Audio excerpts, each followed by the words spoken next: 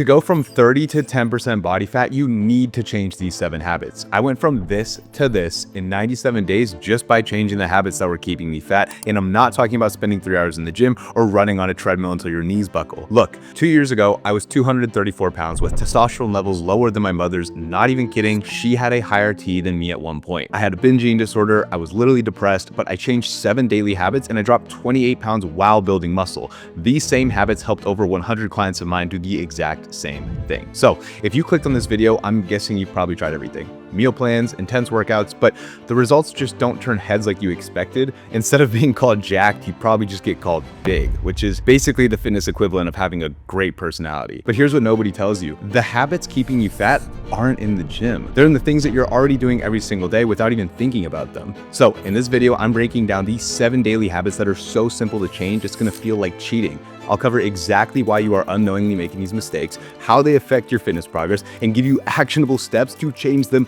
today. This isn't some kind of hack, but a genuine plan that puts you in control, eliminates your cravings, all while promoting muscle growth to change your life for the better. So let's jump in. Number 1, 30 to 50 grams of protein per meal. So you finish a meal, you feel satisfied for about 45 minutes, and then that familiar demoralizing feeling of hunger just comes back. You check your watch and you see that the next meal is still 4 hours away. So what do? Well, you probably raid the cupboard like a pirate searching for treasure, except instead of gold, you find stale crackers that have been there since the last time you promised yourself you would start Monday. The problem is that you get stuck in this cycle of constant hunger and unplanned eating, and then before noon, your calorie deficit is completely deleted. The simple truth is that you're definitely not getting enough protein, and here's why that matters. Protein is the most important macronutrient that your body needs. It's actually so important that the Greeks called it proteos, which means first rank or primary.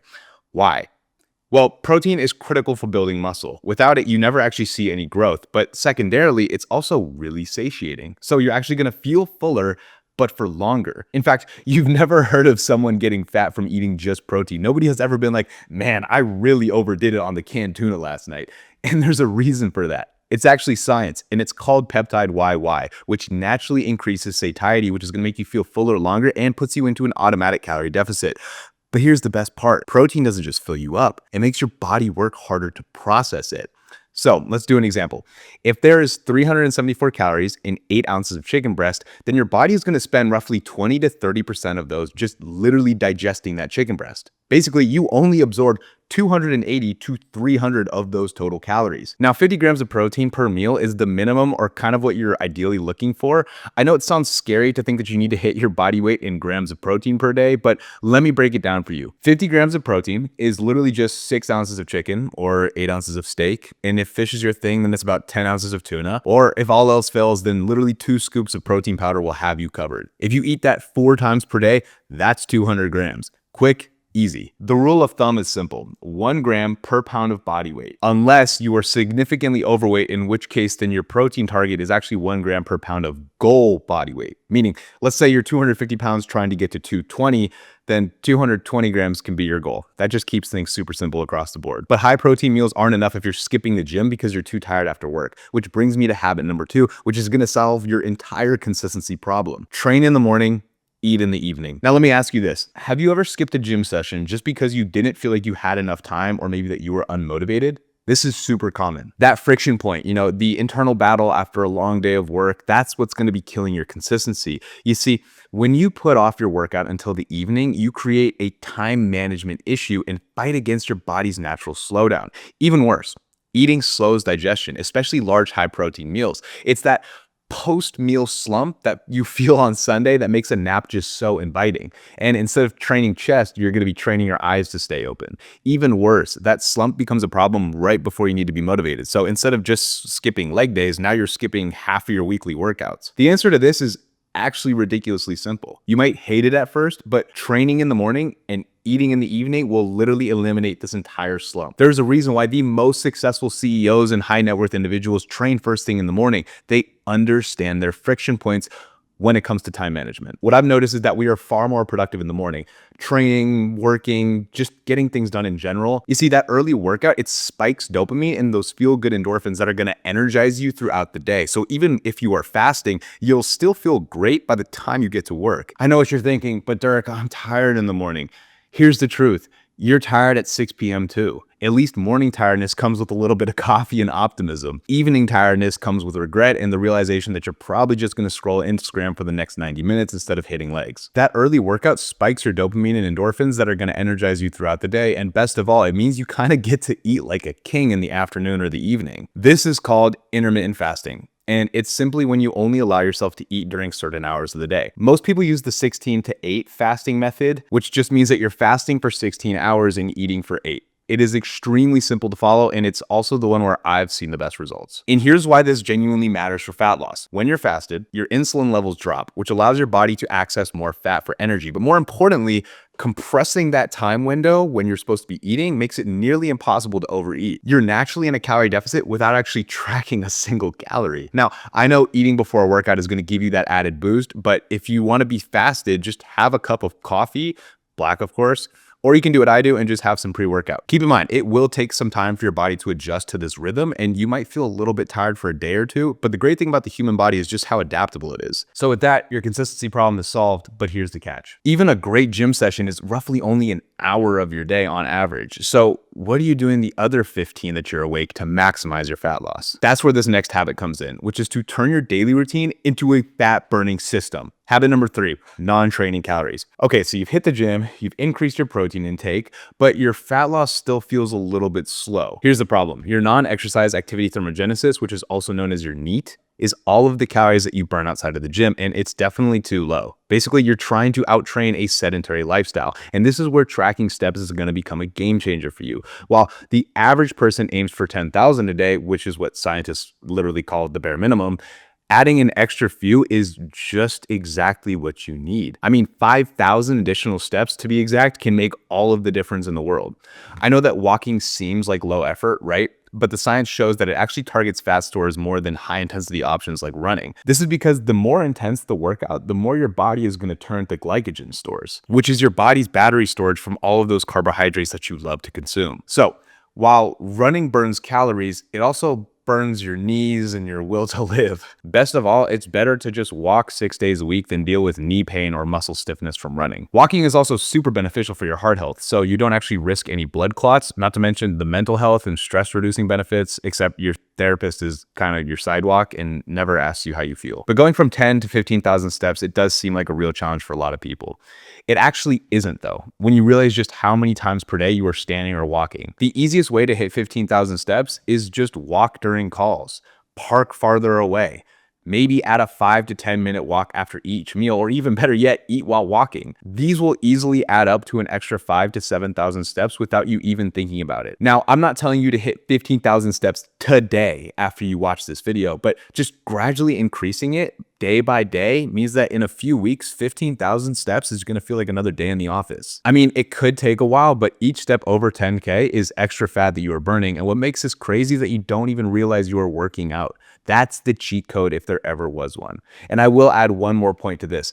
The person who likes walking will genuinely always walk farther and walk more consistently than the person that thinks of it as a step goal. I can't tell you the last time that I looked down at my watch, saw that I was at 4,000 steps and they're like, holy shit, I need to go crazy on this 11,000 step walk. It's going to feel like a chore. You're going to hate your life. You're not going to stay consistent. Instead, do your best to make it enjoyable. Walk with somebody you like, listen to a podcast, walk to a place you like, maybe walk to get your groceries. Whatever makes you feel more productive while getting it done or makes it more enjoyable is you're going to be your cheat code to doing it consistently. Okay, so now that if you've implemented these 3 habits alone, high protein, morning training, 15,000 steps, here's what you should expect. Week number 1, you're going to feel way less hungry and you're going to have way more energy throughout the day. Week number 2, your clothes are going to start fitting better, especially around your waist. Weeks 3 and 4, you will see visible fat loss in the mirror and people close to you are going to start noticing. But here's where most people plateau. They do these first 3 habits, they see some results, and then they wonder why their progress slows down after week 4 or 5. That's because these 3 habits are what gets you started, but the next 4 I'm going to cover, they're what separate people from those who lose 10 pounds from people who completely transform their bodies. Let me tell you what happens when you only focus on these first 3 habits and ignore the rest. A few years ago, I thought I was doing everything right. High protein, training consistently, always hitting my step count, and doing a ton of daily cardio,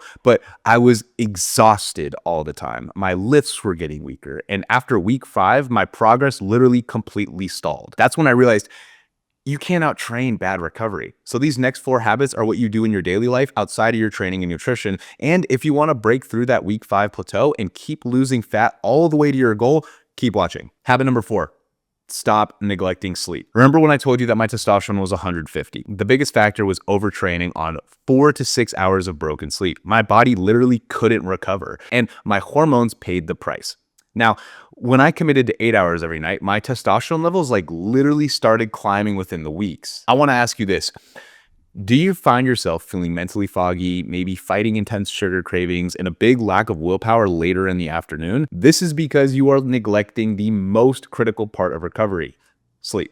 Hundreds of studies have shown the importance of getting enough sleep. Whether you wake up at 8 a.m. or you're part of the 5 a.m. club, 7 to 8 hours should be the foundation of your rest. The best way to describe this is, imagine a race car. Each time it races, the engine gets damaged, the tires get a little worn out, and it probably runs out of fuel. You see, your body is exactly the same, and each day is going to be a session at the racetrack. But instead of burning rubber, you're burning, well, hopefully fat, but I'll get to that in a second. So when you're done, your car, or I guess in this case, your body, it needs to take a break and give the mechanic, in this case, your brain, time to repair itself.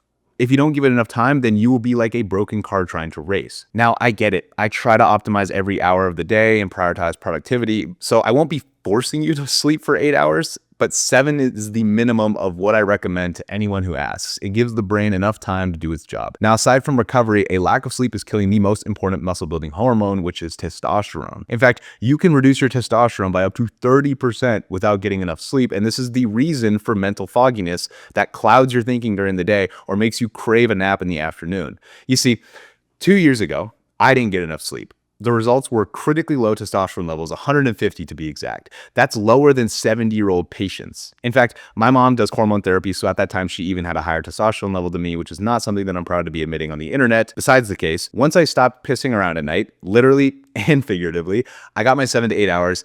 Things changed drastically. And I'm not talking about just my testosterone. I'm talking about my cortisol, which regulates the body's stress response. That dropped, which left me with less cravings and less stress. I just felt better all around, even if those cravings weren't hunger, but I'll actually get to that in a second. So to ensure that you get a solid 6 hours of sleep, try to reduce your caffeine intake around midday and stop taking in liquids 3 hours before bed. You don't want to disrupt your sleep cycle with frequent piss and trips. So get your sleep, maximize testosterone, and try to limit your cortisol. Now your body is primed for fat loss, but how do you actually track those wins? That's where this next habit comes in. Habit number 5, weigh yourself daily. Most people like to avoid the scale like it's going to judge them, but here's the truth. Weighing in daily isn't about getting emotionally attached to a number. It's about having a GPS for your progress. So if you notice weight gain on one day, that's just data. It could be water, bad sleep, stress, sodium, but when it keeps ticking up day after day, that's a signal that you might be doing something wrong, or perhaps those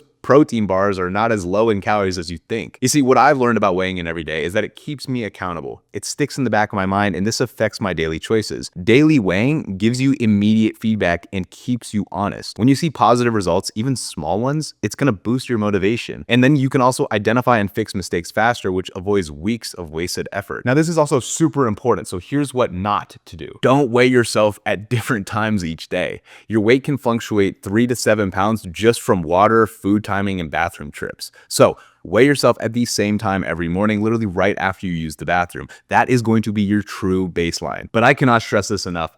Don't get too attached to the number. It will hurt you emotionally. You see, by weighing in daily, you're just using the scale as a GPS to stay accountable. But even with perfect macro tracking, you could still be falling victim to something society has completely normalized. I'm talking about the habit where you eat dinner while watching videos. Habit number 6, don't eat in front of the TV. Ask yourself, how often do you eat dinner in front of the TV? You know, scrolling through YouTube or Netflix. You're so focused on the screen that your brain completely bypasses the I'm full signal. Your body's trying to tell you to stop. Your brain is too busy watching someone get eliminated from a reality show to notice that you just ate 2,000 calories of what you call just a snack. What's actually happening is that you're so focused on the screen, it essentially bypasses the brain-gut connection. You see, your body's fullness hormone, leptin, is saying, I'm full, but Your mind doesn't listen and you just continue eating until the next contestant is eliminated. Even worse is that you're likely eating too fast. And when you don't appreciate the meal, you are far more likely to go back for seconds, thirds, fourths. Basically, your body never registers that you were full. It's just too busy binge watching to realize that you're binge eating. As much as you might hate it, the only fix is to eat while doing nothing else. If you want to do something, you can try walking while eating, which helps with digestion, reduces bloating, and adds to your 15K step goal. But if that's too uncomfortable, then just try eating with your buddies. The conversation is going to naturally slow you down, and when your gut signals it's full, your brain will finally listen. If snacking is your guilty pleasure, I'm not going to be the one to ruin that for you, but at least portion it out. Put a small pre-measured amount in a bowl, and once it's done, it's done. Even more, you'll need to physically get up to refill. The result will be instantaneous, and without effort, you immediately achieve a lower calorie intake. Your brain also relearns to send and receive proper hunger and fullness cues, and then you become less addicted to food. On top of this, your digestion improves from slower consumption. It was here that I thought to myself, everything is so perfect. So why do I still get cravings? Then I came across a nifty little secret. Not all cravings are the same. I'm talking about something you believe you're doing right, but most likely don't. Number 7. Do you drink enough water? I thought everything was perfect, so why did I still get cravings? Then I discovered something that changed everything. Not all cravings are hunger. Do you drink enough water? Simple. Here's the truth. 60% of your body is water, and even slight dehydration is going to trick your brain into thinking that it needs food when it actually needs water. This confusion leads to unnecessary snacking that's going to sabotage your calorie deficit. The fix is so simple. Drink half your body weight in fluid ounces. So if you're 200 pounds, that's 100 fluid ounces of water. And here's the test. When you feel hungry, drink water first. Wait a few minutes. If the hunger clears up, it was literally just dehydration fooling you. By drinking enough water, you eliminate the confusion between thirst and hunger. It instantly cuts out unnecessary calories from false hunger signals, and your body is fully optimized for nutrient support. This is arguably the simplest habit with the biggest impact immediately. But even after these 7 powerful habit changes, most people still fail right here at the finish line. Why? Because they don't even actually understand what cravings are. Have you ever heard someone tell you that when you crave something sweet, it means that your body needs something? That's a lie. Your body doesn't need Oreos. Trust me, I checked. When the cravings hit for sugar, chips, or McDonald's, it means that you are genuinely hungry and need food, but only 10% of the time. You see, this is one of the main reasons many people break their meal plan or fast. They just throw away weeks of progress. Here's the truth. Cravings are your body's response to 3 very common non-food related deficiencies. These are sleep debt, emotional void, or dehydration. The problem is that you are trained to reach for the quickest source of dopamine, which in most cases are sugars or fats. You see, this chemical process is way stronger than willpower and why so many people fail, which explains why just saying, just don't eat it, has never worked for anyone ever in the history of dieting. The solution to this is that you need to interrupt the cravings pattern. I call it the 3-point cravings checklist, and you can use it by asking yourself these 3 simple questions. Did I get enough sleep? At least 6 or 7 hours. If not, your cortisol is high and your body is demanding fast energy. Don't eat, improve your sleep. 2, did I drink enough water today? If not, you need to fix habit 7 and drink 2 glasses of water immediately. Wait 10 minutes, and if the cravings disappear, then it was just thirst. 3, ask yourself, am I distracted eating, stressed, or just bored? If the answer is yes, then you are trying to fill an emotional void with food, stacking more dopamine. So to fix this, don't eat. Literally just instead go for a walk, call a friend, or do a hobby, and stop hovering around the fridge. Once you kill what's actually causing your cravings, you will eliminate up to 90% of them without using any willpower. You also learn the difference between a physiological need for fuel and a psychological need for comfort. This is the final key to losing that extra body fat and the cherry on top of the cake that will ensure you stay lean for life. Now here's what makes these 7 habits so powerful.